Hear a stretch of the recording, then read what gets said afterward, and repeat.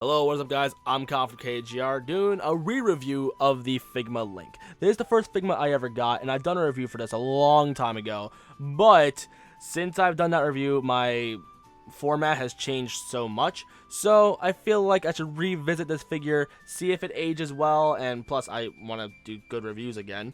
So, let's get into it. Should you pick it up, or should you wait for other Figmas? Let's get into it. When it comes to the sculpt and the paint job and everything, almost everything is great. There are a few things I do want to, nitpick about. Like this, I personally don't even think this is a nitpick. This is something that I'm not genuinely happy with. Here, the fact that the chainmail is not chainmail. Like, they could have sculpted the way how it could look like a chain and everything, but they didn't do that for some reason, and they just painted it silver. Like, I expect good quality out of Figma, and unfortunately, they didn't really deliver on that part. But everything else looks really great. The hat, I think it is shorter than how it's supposed to look in the game, but if they did make it go longer, then it would really get in the way with the scabbard. So I can understand why they made it shorter, so I'm not going to yell at them too much for that. And this piece should be tucked in. Everything else looks really great. There's a little bit of bleeding right where the green is going onto the chainmail. Like, that's going to vary from figure to figure. Like, just because it happens to me, that doesn't mean it's going to happen to you. But overall, everything looks really great. Like, the back of the knees look really weird because, like, the way that, like, it's sculpted in there. So, you know, he can have a good knee bend. However, just because you see that, it honestly looks a little bit natural. They're trying to make it look as natural as possible. Because here, normally, with the Figma joints, especially on the knees, they look ugly as mess because they used to be really big and they just be half a circle coming out of the back of their knee and it would be ugly. However, with Link, they hit it really well, and, like, to be honest, this is my first Figma. I've already said that in the beginning of the video, so I never really saw that. But when I got, like, stuff like Figma Kirito and stuff like that, I started noticing it more, and I'm like, ew, why is that on there? But yeah, with Link, you don't see that at all, and I'm really happy that they hit it really well. They couldn't go with a smaller joint. However, again, they hit it well. I ramble about that too much, but again, everything looks good. Paint is really great, especially on the face. I love the way that the face looks. Like, that is beautiful. When it comes to articulation, he has plenty of points to play with. In fact, they did such a good job on this figure when World of Nintendo was making their figures, like their 4-inch line. Here, when they made their Skyward Sword Link, they tried copying it down to a T. The only thing they didn't do is, like, the swivel on the hat, and it looks like they wanted to do that, but they just got rid of it, which they probably should have kept it, but whatever, to cut costs. But it doesn't matter anyway, because they barely made any, and they went for a lot of money on eBay. So, first up, the hat. It's on a swivel right here. Some people would find it unnecessary, but when you play with the scabbard, you'd understand why they put it there, and I'm really happy they put it there. And plus, if you want to have some cool windswept effects or anything, that also helps a lot too. The only thing that I don't like is the fact that you can't really make it go out, but I almost want to take that back because you can set it up like that. But then again, no, I take that back again. It looks more like it's going up, but you can try your best. You can try your best. But anyway, yeah, it's really cool how they have that articulated. So we got a standard Figma joint at the neck, so it can go forward, backwards, and go left and right. You can turn it 360 if you want to. The neck also does move, and there is supposed to be like a little bit of a cut, like where his chin's supposed to go down more and stuff, and that may get rearranged sometimes, so be careful with that. When it comes to the shoulders, it's universal, so they go forwards, backwards, and they also go outwards pretty well. However, if you do take it out pretty far, be careful when you put it back down. Don't force it, because then you'll end up snapping the joint, and it'll end up going down like this, but you push it up and you're fine. But if you try to pull it up too much, the arm itself will probably just pop off, and it pops right bang. Yeah, it pops right back in super easily, so you'll be fine. When it comes to the elbows, it's another Figma joint, so it goes about that far. It's not double jointed, which I love me some double jointed elbows and knees. However, it is a realistic joint, so I'll give them props for that. And here, they also give you a little bit of room so you can actually use it as a bicep swivel. However, if you do that, the joint does pop out a little bit, and I know that they try to copy this joint, like the World of Nintendo. They try to copy this joint so much. Like, they actually do a decent job at it. Like, it's not as tight, but they do a good job. When it comes to the wrist, it's on a swivel hinge, so it swivels left and right, and then it goes forward and back. This is an older Figma, so they don't really do this anymore. It's all on ball hinges now, and if you end up breaking your ball joint, they give you another one. In fact, I remember like a couple of days when I got this figure, I ended up breaking one of the hands because the thing snapped, but I ended up getting a replacement, so that was super awesome of them. So anyway, when it comes to the legs, they're pretty universal, like they go forward and back, but the tunic, you would think it would like hinder the articulation, but they made the plastic so soft and they put it in 2 separate pieces that it doesn't really hinder it all that much. If you want Link to do a split for some dumb reason, you can. But it's a good thing he can go this far because they do have Figma horses now, but those things are like mad expensive. But if you want to go for a beautiful Legend of Zelda look, for the love of God, try to track one down. They have them in 2 different colors. They have a brown horse and a white horse, and someone messaged me on Facebook. But go try to look for a brown horse. You are going to pay a pretty penny though, but God, I want one so bad for Link, especially for when the Twilight Princess one comes out. Oh man, that's going to look so good. Anyway, yeah, you can go forward pretty far, but if you try and mess with it too much, his leg seems to pop off. Like, it's been happening to me, like, when I first had this figure, it didn't happen to me much at all. But when I started to record this figure review, that's when it started happening to me. So yeah, it goes forward pretty far, but be careful, don't pop off the leg. But if you do, it pops right back in super easily, so you're fine. It does go back, but again, it pops off again.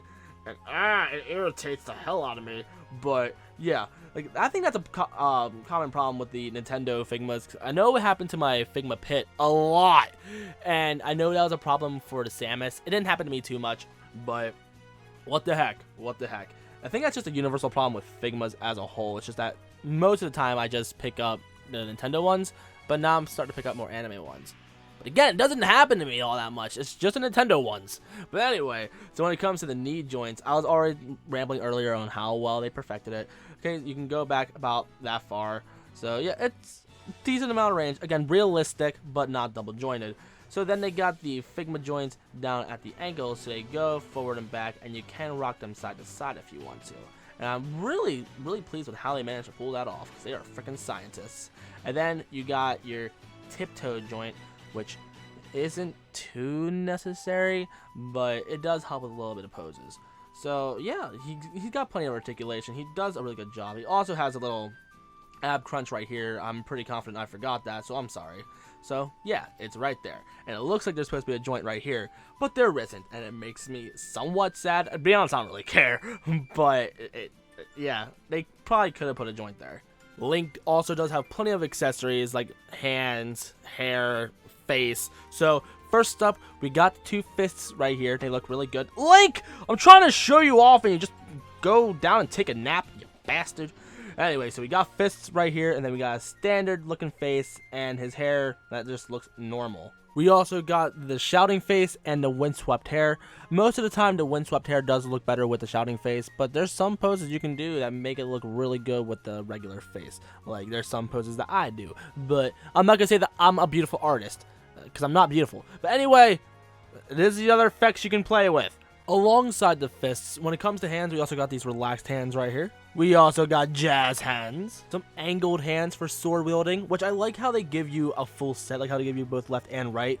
In Ocarina of Time and all of the other Zelda games, he's left-handed, but with the Wii games, he's right-handed. So if you wanted to be more like traditional Zelda, you got that option, but if you wanted to be legit, you also got that option as well. And then you also have your regular holding things hands. We also got the Master Sword, which looks really, really great. Like, I love how the light shade of blue. I don't like how this is not autofocusing. There we go. God, the C920 is not a good camera for autofocusing. Anyway, so I like how they have this light shade of blue that makes it look more silver, and then around the sides of the blade, it's regular silver. Like, it looks like it has a beautiful shine. It is a beautiful sword, and they painted it extremely well. And they also have a little removable tip right here, which apparently the launch versions of this either had it super glued or just didn't really have it initially.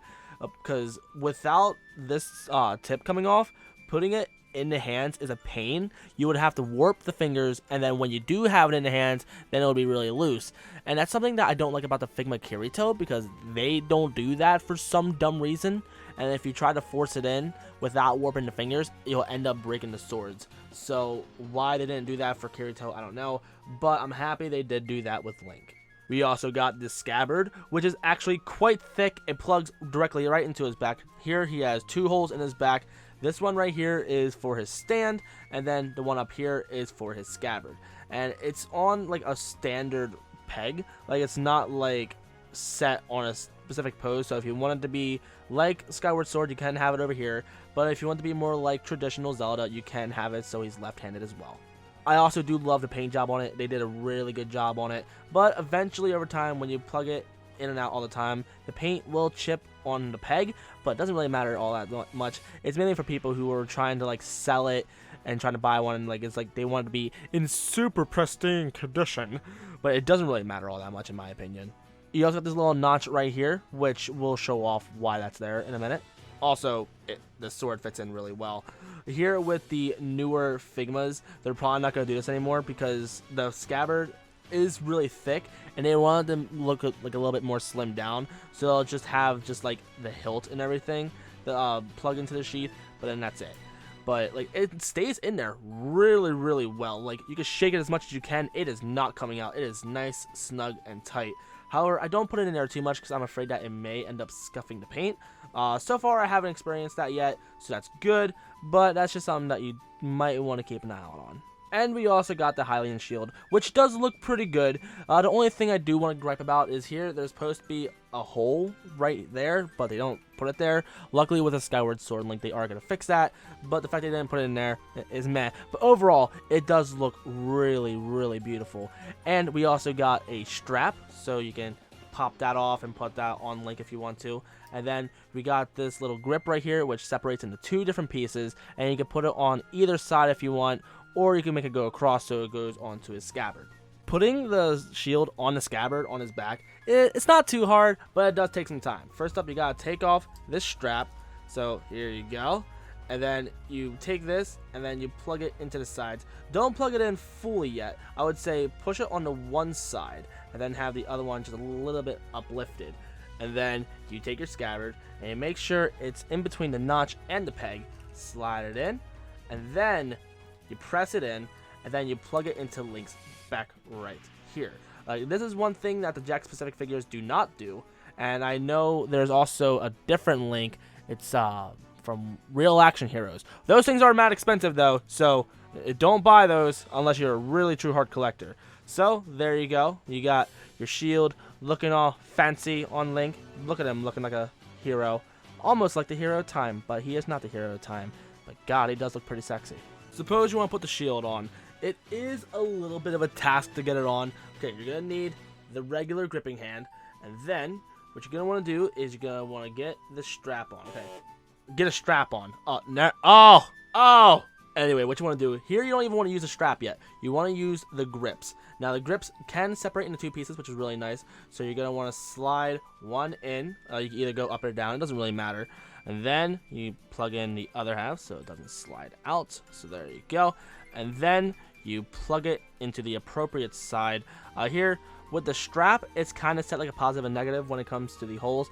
But when it comes to the grip, it doesn't do that. So you don't have to worry about that. However, it does seem to be a little bit of a problem trying to plug it in since the one end does want to swivel around a lot, and it becomes a little bit of a pain, but once it's in, you're good. It can pop out a little bit easily though because the pegs aren't too big, so be careful. Alright, so then you make sure the strap is set up right, make sure it's positive to positive, negative to negative. So here with my original Figma Link, the one that I ended up breaking, here the strap didn't want to fit on super well, and when I would check out reviews, they wouldn't complain about it. So if that does happen to you, don't worry, that is a problem that people have. I don't know how common it is though, but that does happen. So anyway, this is how he looks. Like, this is how you set it up. It's not too hard. It's relatively simple, but yeah, he looks absolutely great with it. I also probably forgot to mention when it comes to not the articulation, when it comes to the accessories, he does come with a stand, but he's a Figma. All Figmas come with this stand. And there also is one accessory I forgot to show off, the slash effect. Now this thing looks really cool. It's really clear, and it does look like it would be really fragile and stuff, but no, it's also really light, and it slides right onto the sword. You got 2 loops right here, and you just slide like so. And it doesn't really scrape against the plastic either, so you don't have to worry about the paint chipping off. But as you can tell, it is a really awesome effect for this Figma Link. So overall, what are my thoughts on this figure? This is a great Link figure. However, if you are going for a Smash Brothers display and you don't have a Figma Link yet, to be honest, you're better off waiting for the Twilight Princess Link to come out, because that's what it's mostly based off of in Smash. However, this is a great figure. If you like the Skyward Sword Link, by all means get this figure. However, the Twilight Princess one is probably going to be a better Link figure as a whole anyway, so it's primarily up to you. Right now, this figure is really cheap. It's around $40. There are bootlegs out there, unfortunately, so be careful. However, they've reproduced this figure so many times, so you don't have to worry about getting one for about like $60 or anything. And that sums up my review for this figure. So if you're new and you like what you saw, then like, comment, favorite, subscribe, and all of the jazz. And follow me on Facebook, Instagram, Twitch, and Twitter, especially my Instagram if you like figure pictures and stuff, because I do those a lot. And the next figures I'm going to be reviewing are Naruto Figure Arts and the D-Arts Mega Man X. That is my re-reviews I'm going to be doing. I'm going to be picking up the Figma Yuki really soon. And I'm also going to be picking up Figma Kirito based on ALO. And I'm also going to be getting the new Naruto figure art, so look forward to those. So, yeah, I'll see you guys next week with another review.